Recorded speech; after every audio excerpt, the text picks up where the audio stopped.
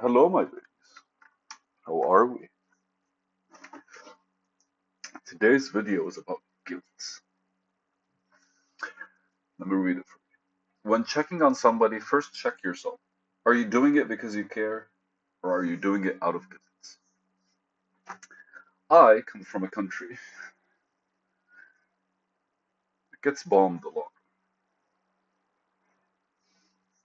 Um, I'm not seeking empathy or sympathy or any of that.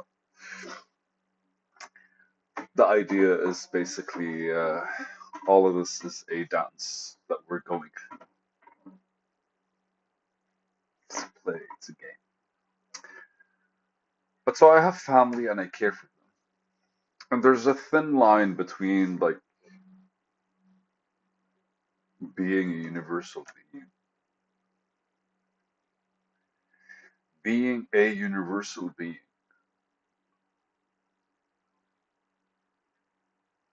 Interesting. So first time it kind of clicks that as a being, I am also a verb, right? To be. I am a being. I am being. It works in both directions.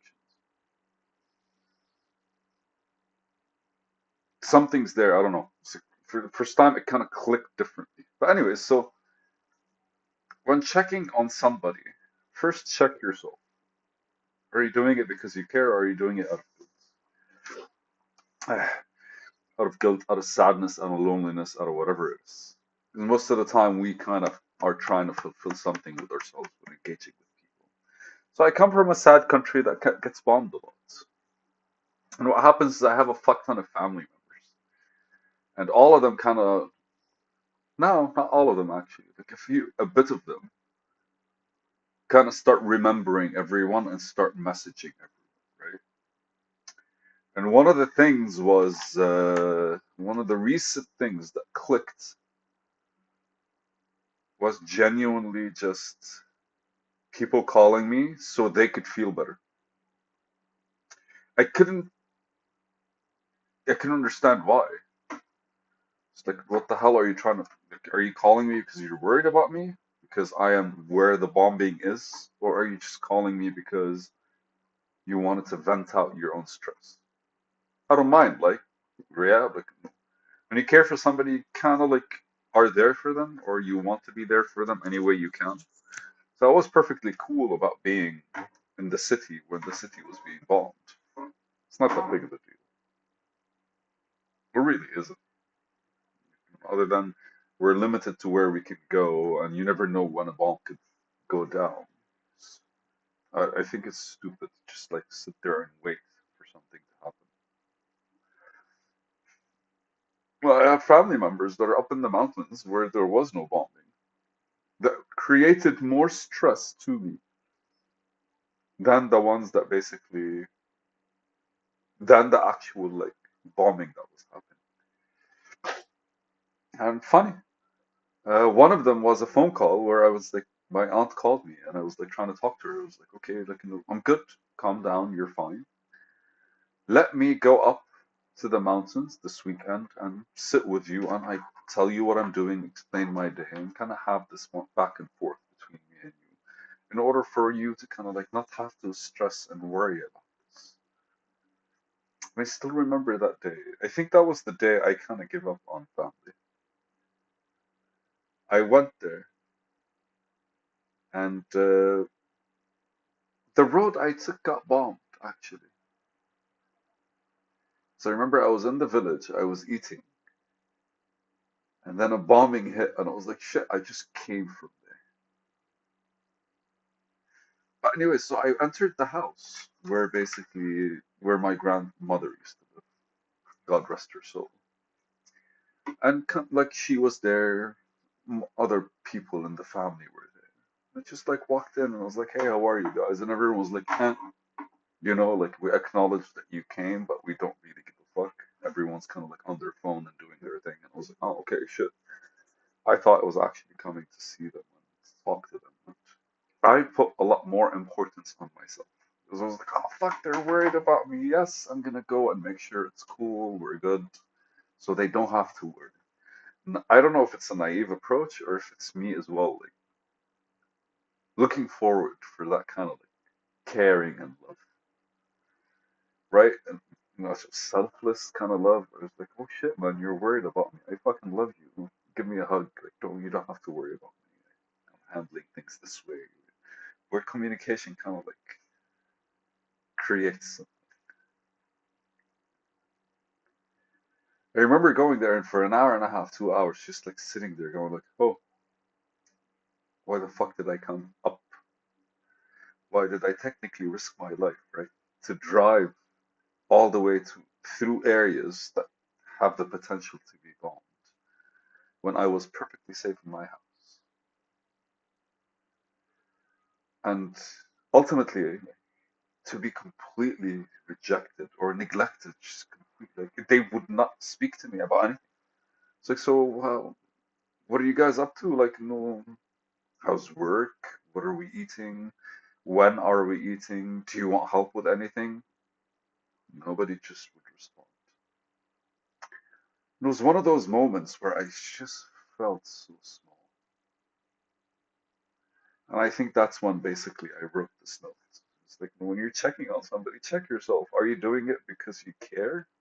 You miss them? You want to like see how they're doing?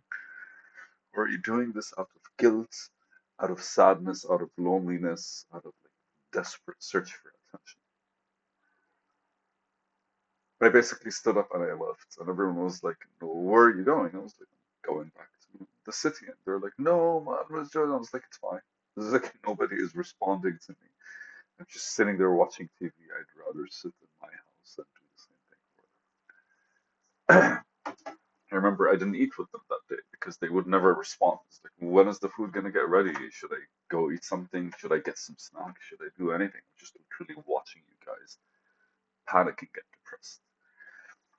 And when I went and I got a sandwich, and while I was getting a sandwich, I saw like a separate mountain away from us basically got bombed, and I saw smoke and everything. And then I was like, oh shit, that's where I came because I came from Beirut, from the city, from that direction. It was just interesting to kind of like have those. I don't know. It's like I'm doing this because I remember like standing, going like, shit, man, that's actually smoke from a bomb. It's a state of shock, man. It's really just you not understanding how to react to something or respond to something.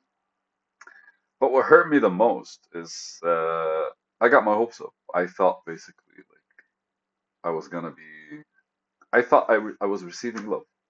I thought when she called me stressed out and she was like, "Are you okay?" Her and three others, by the way, not just her. Like, no, I saw this pattern with everyone, with the others as well. I thought I was kind of like getting loved, and which exposed something, right? And of course, it's something that I want instead of me being content and like satisfied to kind of like show myself that kind of love, I guess. I allowed their words to get to me, or maybe I also wanted it to have come from them or something. Blah blah blah blah blah. I have no idea. It's pointless, right? Because it's feelings, and you do not control feelings. The best you could do is create the better setting for these feelings to be absorbed. And I didn't get any. All I got was feelings of anxiety and guilt from these people because that's how they express themselves.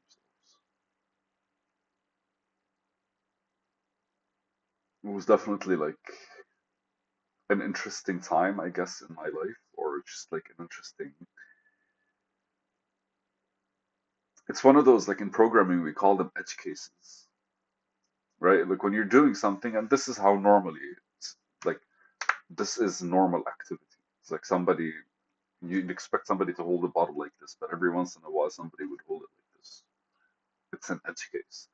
Sometimes somebody would hold it like this, right? So you kind of like maybe that's why there's like the extra like rim here is because people were like, what if some random dude wanted to hold it from here? So they create that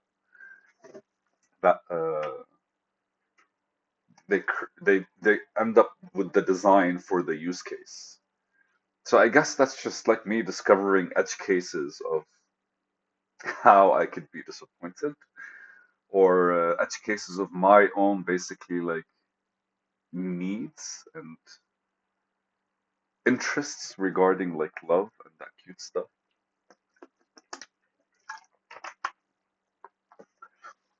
It's just I did not expect, even at a time of war, for people to be so ridiculous, I think is the word. Yeah, ridiculous. But so yeah, uh, it did make me realize that every time I feel like messaging somebody, I'm always like, am I messaging them because I actually want to talk about them, or I just like messaging them because I kind of like just want to remind them that I still exist, right? And a big part of me just does that every 3 4 months. Is like I kind of like go through a list of people that I used to. I don't know. You get those friends where you hang out for a long period of time, and then you change locations, and you don't really. So ultimately, what you're doing is kind of like re-establishing a point where you're kind of like, hey, we're still here, and then from there you kind of like re-interact and like see what's going on. I don't know. I think I'm an interesting edge case. All right, babies. Just check yourself before you check on anyone. I think it's only fair for us and for the others that we basically include in our feelings and energy. It's a video. I love you guys and peace out.